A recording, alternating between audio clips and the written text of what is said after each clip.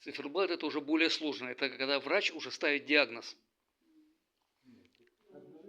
Нет, я карандаш я взяла, не видно, я его просто обвела. Так, теперь рисуем квадрат.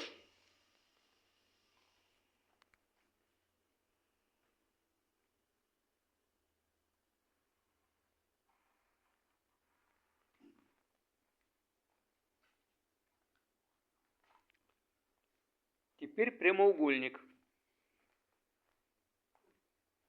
Левой и правой рукой.